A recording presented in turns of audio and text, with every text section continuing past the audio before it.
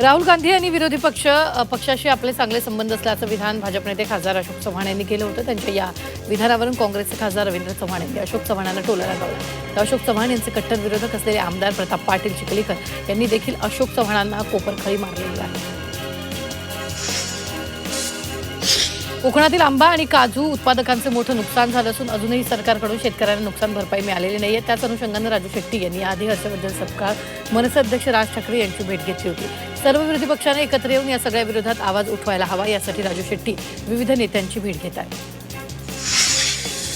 छत्तीसगडचे माजी मुख्यमंत्री अजित जोगी यांचे पुत्र अमित जोगी यांना सर्वोच्च न्यायालयानं दिलासा दिलेला आहे. राष्ट्रवादी काँग्रेस पक्षाचे नेते रामावतार जग्गी यांच्या 2003 मध्ये करण्यात आलेल्या हत्या प्रकरणात सुनावलेल्या जन्मठेपेच्या शिक्षेला सर्वोच्च न्यायालयानं स्थगिती दिली आहे. राज्यातल्या वाहनांची तपासणी केवळ नोंदणीकृत स्वयंचलित वाहन तपासणी केंद्रांद्वारे केली जाणार आहे. त्यासाठी 53 स्वयंचलित वाहन तपासणी केंद्र उभारण्याचं काम प्रगतीपथावर आहे. ही कामं तात्काळ पूर्ण करण्याचे निर्देश मुख्यमंत्री देवेंद्र फडणवीस यांनी दिले. ते आता संगणकीयकृत प्रणालीमुळे मानवी हस्तक्षेप कमी झाल्यानं अचूकतेत वाढ होणार असल्याचं मुख्यमंत्री फडणवीस यांनी सांगितलं. म्हाडाच्या मुंबई मंडळाच्या प्रथम येणाऱ्याच प्रथम प्राधान्य योजनेला अल्प प्रतिसाद मिळतो. या योजनेतील निम्म्याहून अधिक घरं विक्री विना पडू नये, त्यामुळे शिल्लक घरांची विक्री करायची कशी असा पेच म्हाडापुढे आहे. राज्य सहकारी बँकेचे प्रशासक विद्याधर अनासकर यांनी 2025-26 या आर्थिक वर्षात बँकेला 702 कोटी रुपयांचा निव्वळ नफा मिळवून दिला. सामाजिक बांधिलकी आणि सहकाराच्या मूल्यांना जपत राज्य सरकारी बँकेनं हे यश मिळवलेलं आहे. आर्थिक अडचणीत सापडलेल्या फेरीवाल्यांना उभारी देण्यासाठी केंद्र सरकारच्या पीएम स्वनिधी योजनेला 2030 पर्यंत मुदतवाढ दिली आहे. त्यामुळे शहरी फेरीवाल्यांना दिलासा मिळाला. सर्व महापालिका, नगरपालिका, नगरपंचायतींमध्ये या योजनेची अंमलबजावणी सुरूच ठेवण्याचा निर्णय घेण्यात आला. भिवंडी शहरातील नागरी समस्यांसाठी राष्ट्रवादीकडून महापौरांना निवेदन देण्यात आले. भिवंडी शहरात सध्या अनियमित पाणी पुरवठा होत असून सार्वजनिक स्वच्छता, नालेसफाई, रस्त्याची दुरुस्ती या समस्या सर्वसामान्य नागरिकांना भेडसावतात. मुंबईतील जे रुग्णालयातील 122 बदली कामगारांनी खंत व्यक्त केली. उच्च न्यायालयानं आदेश देऊनही आम्हाला कायम सेवेत सामावून घेत नसल्याची खंत त्यांनी व्यक्त केली आहे. मुंबईतील साखळी बॉम्बस्फोट, नैसर्गिक आपत्ती, इमारत कोसळण्याची दुर्घटना, कोरोना महामारी, प्रत्येक आपत्तीजनक परिस्थितीवेळी बदली कामगार प्रामाणिक सेवा बजावत आलेले आहेत. स्वयंचलित बंद दरवाजाच्या नॉन एसी लोकरवर मराठी भाषेचा प्राधान्याने ठळकपणे उल्लेख केला जाणार आहे. शिवसेनेच्या दणक्यानंतर मध्य रेल्वेनं नव्या लोकलच्या अंतर्गत आणि बाह्य भागात मराठी सूचना लिहिण्याच्या कारवाईला गती दिली. येत्या 4 दिवसातच मराठी सूचना लिहिण्याबरोबर स्थानिक भाषेच्या शब्दातील सर्व चुकांची दुरुस्ती करणार असल्याचं मध्य रेल्वेच्या वरिष्ठ अधिकाऱ्यांनी सांगितलं. नवी मुंबई आंतरराष्ट्रीय विमानतळावरून उन्हाळी सुट्ट्याच्या काळात प्रवासी संख्या वाढताना दिसते. सध्या प्रतिदिन प्रवासी संख्या 17 ते 18 हजारांपर्यंत पोहोचली आहे. या वर्षाच्या अखेरीस ही संख्या 50,000 प्रवाशांपर्यंत पोहोचण्याचा अंदाज व्यक्त केला जातो. उन्हाळ्यातील प्रवाशांची गर्दी लक्षात घेऊन रेल्वेनं विशेष गाड्यांच्या 18,000 फेऱ्या चालवण्याची योजना आखली. रेल्वेमंत्री अश्विनी वैष्णव यांनी दिल्लीत रेल्वेच्या अधिकाऱ्यांची बैठक घेऊन या तयारीचा आढावा घेतला. 15 जुलैपर्यंत या विशेष गाड्या चालवण्यात येणार आहेत. मुंबई मेट्रो प्रवाशांच्या सोयीसाठी MMRDAनं रॅपिडो ॲपवर तिकीट खरेदीची सुविधा उपलब्ध करून दिली. त्यामुळे मेट्रो तिकीट खरेदीसाठी एकूण 16 ॲपवर सुविधा उपलब्ध झाली. यामुळे स्थानिकांवरील तिकीट रांगांमध्ये उभं राहण्याची गरज कमी होणार. मुंबई विद्यापीठच्या TY BCom परीक्षेतील प्रश्नपत्रिका फुटी प्रकरणी शिपायावर गुन्हा दाखल झाला. तर 3 कर्मचाऱ्यांना कारण दाखवा नोटीस बजावण्यात आली. तर एकाला विद्यापीठानं बडतर्फ केले. प्रश्नपत्रिकेचा फोटो विद्यार्थ्यांना पाठवला असून त्या बदल्यात पैसे घेतल्याचा आरोप तक्रारीत करण्यात आला.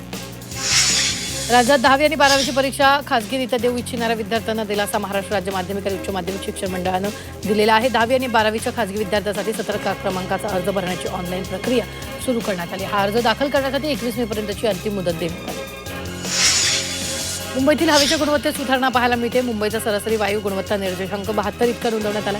हवामान खात्यानं हा दर्जा समाधानकारक श्रेणीत ठेवला. त्यामुळे मुंबईकरांना वाढत्या उकाड्यात प्रदूषणापासून काहीसा दिलासा मिळेल. मुंबईचं उपनगर आणि लगतच्या ठाणे, पालघर जिल्ह्यात पुढील काही दिवस उष्ण आणि दमट हवामानाचा प्रभाव कायम राहणार आहे. 27 एप्रिलपर्यंत उष्णतेचा तडाखा जाणवणार आहे. तर काही ठिकाणी हलक्या पावसाची शक्यता वर्तवली जाते. पुढील 4-5 दिवस आर्द्रता जास्त असल्याने नागरिकांना घामाच्या धारांचा सामना करावा लागण्याची शक्यता आहे. रत्नागिरी जिल्ह्यात गुरुवारी निसर्गानं रौद्ररूप दाखवलं. दुपारनंतर अचानक वादळी वाऱ्यासह पावसानं दापोली तालुक्याला झोडपून काढले. वादळात अनेक कुटुंबांची घरं, गुरांचे मोठे गोठे जमीनदोस्त झाले. शेतकऱ्यांचं मोठं आर्थिक नुकसान झालं. करमाळा तालुक्यात सातोली परिसरामध्ये झालेल्या वादळी वाऱ्यामुळे केळी पिकाला मोठा फटका बसलाय. सातोली गावात वादळी वाऱ्यामुळे 2 एकरवरील केळीची बाग भुईसपाट झाली. मात्र केळीच्या बागा जमीनदोस्त झाल्यानं शेतकऱ्यांचं आर्थिक नुकसान झालेलं आहे. भिवंडी तालुक्याच्या ग्रामीण भागात विजांच्या कडकडाटासह रिमझिम पाऊस पडला. अवकाळी पावसामुळे रस्ते ओलचिंब झाले. मात्र अवकाळी पावसामुळे रब्बी भाजीपाला पिकाला फटका बसला. मुंबई ठाण्यात 1 मे पासून आठवड्यातून एक दिवस पाणी बंद ठेवण्याचा निर्णय घेण्यात आला. मुंबई ठाणे जिल्ह्यासह ग्रामीण भागांना पाणी पुरवठा करणाऱ्या धरणांमध्ये यंदा 31 ऑगस्टपर्यंत पुरेल इतका पाणीसाठा उपलब्ध असावा या दृष्टीनं नियोजन करण्याच्या सूचना जलसंपदा विभागानं दिल्या. त्यामुळे पाणी कपात करण्यात येणार आहे.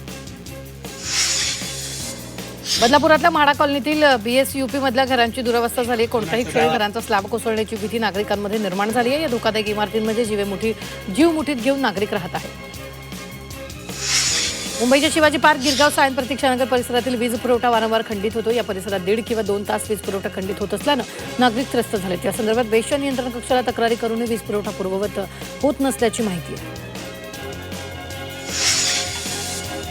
ठाण्यात काल शिवशाही बसला लागलेल्या आगीत एका महिला प्रवाशाचे सोन्याचे दागिने गहाळ झाले होते. या घटनेत अग्निशमन दलाच्या जवानांनी महिलेचे दागिने जळत्या बसमधून काही वेळातच शोधून दिले.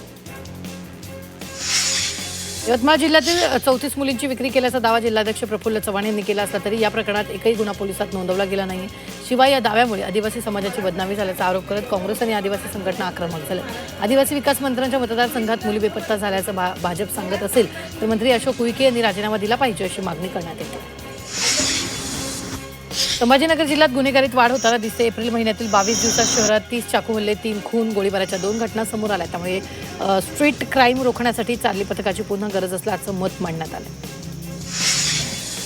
गोंदियात अवैधरित्या पिस्तूल घेऊन फिरत असलेल्या तरुणाला पोलिसांनी पकडले. त्याच्याकडून पिस्तूल आणि 2 जिवंत कारतूस जप्त करण्यात आली. शहर पोलीस ठाण्याअंतर्गत नेहरू चौक परिसरात रात्री 9:30 वाजता दरम्यान ही कारवाई करण्यात आली. साताऱ्याच्या डबेवाडीत जुन्या भांडणाच्या कारणातून झालेल्या मारहाणीचा बदला घेण्यासाठी अल्पवयीन मुलासह एकानं खुनाचा कट रचला. पोलिसांनी आरोपींकडून 2 बंदुका, जिवंत कारतूस, शस्त्रासह 3.5 लाखांचा मुद्देमाल जप्त केला.